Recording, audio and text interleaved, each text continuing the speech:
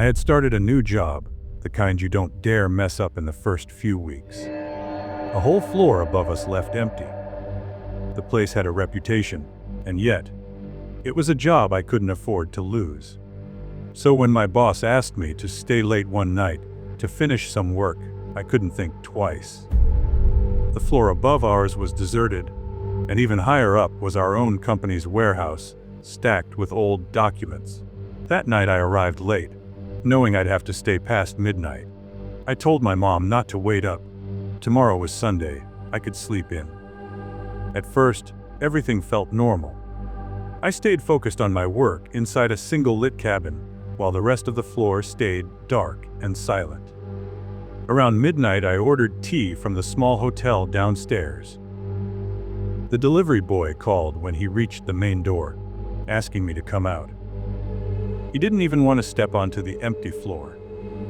When I stepped out of my cabin, I was completely alone. The boy handed me the tea quickly and left. I went back to work, sipping between tasks, determined to finish up fast and get home. It was already past 1 or 2 in the morning. My phone battery was dying, flashing red, and I realized I'd left my charger in my own cabin. I was working at someone else's desk that night, so I had to walk down the dark hallway, unlock my drawer, but the charger wasn't there. I searched every corner, pulling papers aside, even checking under the desk. I was certain I'd left it here. I muttered, maybe I just forgot it at home. I shut the drawer and shook my head, forcing the thought aside. But when I stepped back into the cabin where I'd been working, my eyes locked on the desk. The file I'd left open earlier now had something resting on it.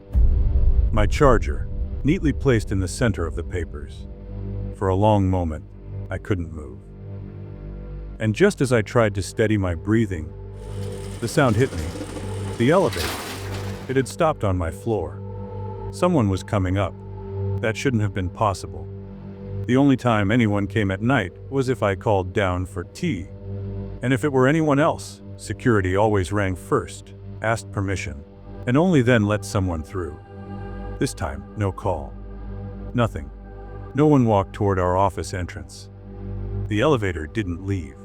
It sat there, doors wide open, its dim interior light the only glow in the pitch black corridor outside.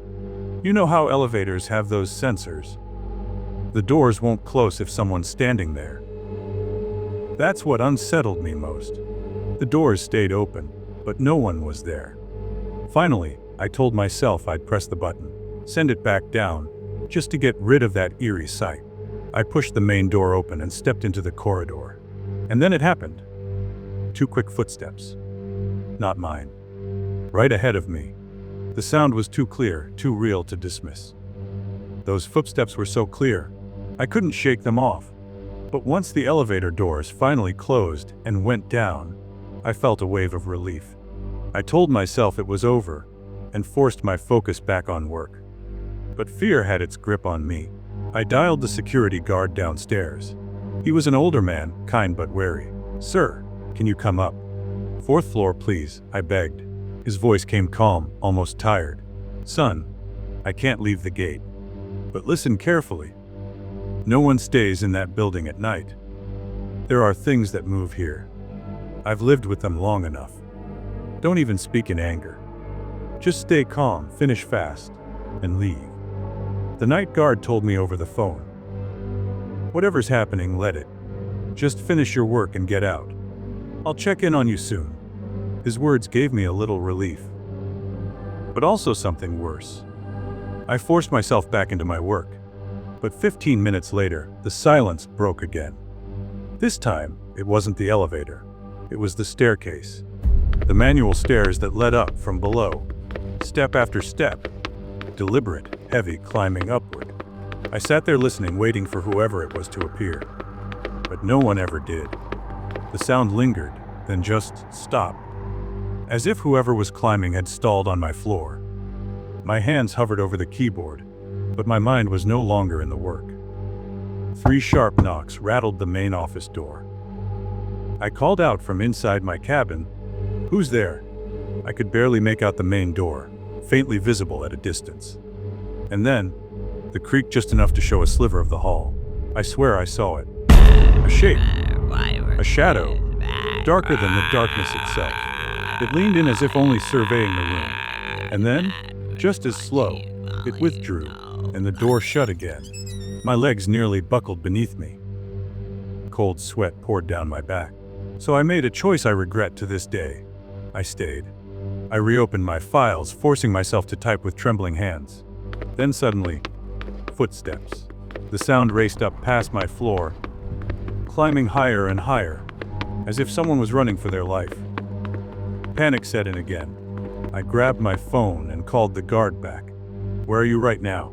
I asked. He was still at the gate. Someone just ran up the stairs. They went right past my floor. "I swear they're up there now!" The guard's voice grew tense. He was a kind man, but I could hear concern in his tone. "Wait, son. I'm coming up." Moments later, the elevator bell rang. I rushed to the main door and saw him step out. "Someone just went up," I insisted. "I heard it. They ran upstairs!" "The floor above us is sealed, you know. No one can go there."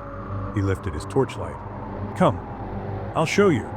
We climbed the stairs together. As soon as we turned the corner, I froze. The guard was right. The door to the top floor was chained shut with a massive padlock. "This building is old," the guard said.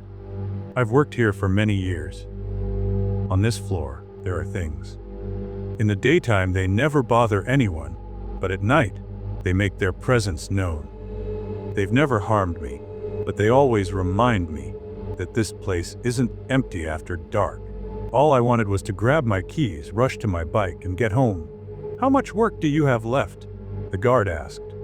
10, maybe 15 minutes. "Finish quickly," he said. "I'll wait downstairs. Then leave straight away." He headed back down, leaving me alone again in that suffocating silence. I returned to my cabin, forcing myself to type fast, attach the files, and send the email to my boss. But then, it started again. This time from the main corridor. My heart was pounding so loud, I was sure whatever it was could hear it. At that point, I told myself I didn't care about the work anymore. The file was saved, and that was enough. I shut down the computer and sat frozen, waiting for those footsteps to move away from my office door so I could escape. I told myself I didn't want to see it. Whatever was out there, I just didn't want to know. I held my breath, pretending I wasn't even in the room. Maybe it knew I was there. Maybe it was just playing with me. But I clung to the only hope I had, to stay invisible. Finally, the footsteps faded. I grabbed my keys, bolted out of my cabin, and ran straight for the main gate. There was no time to call the elevator. I tore down the stairs 2 at a time. But as I rushed downward, I swore I heard someone else coming down with me. That sound, that shadow at my back, it was unbearable.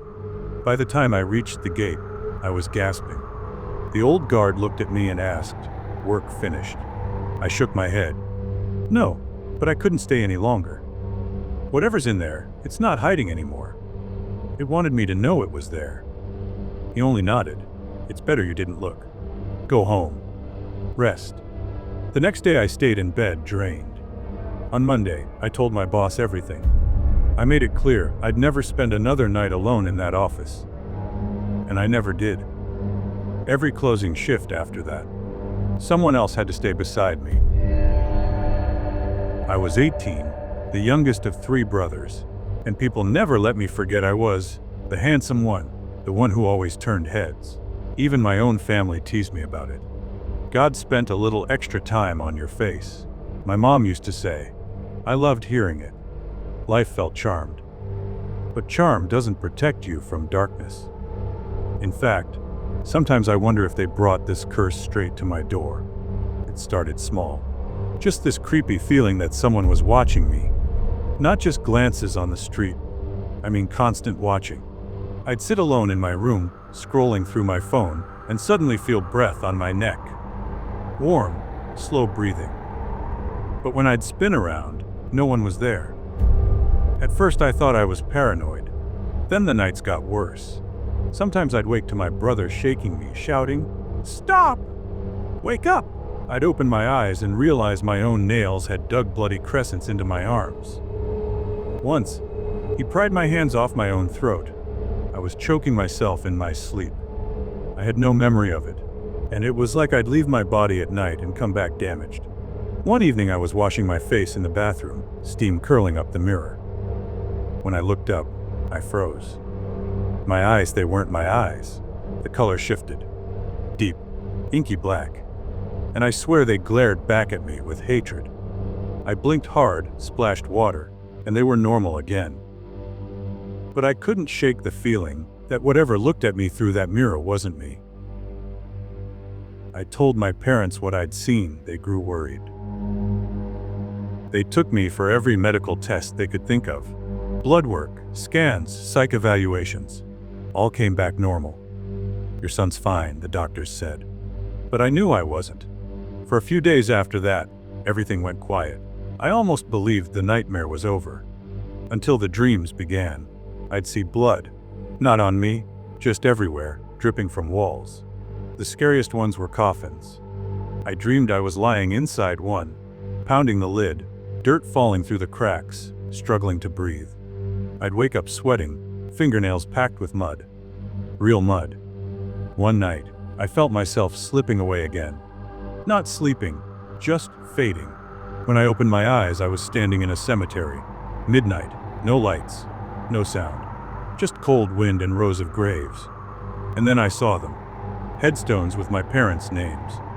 And one with my name, freshly carved. That's when I heard it, right by my ear.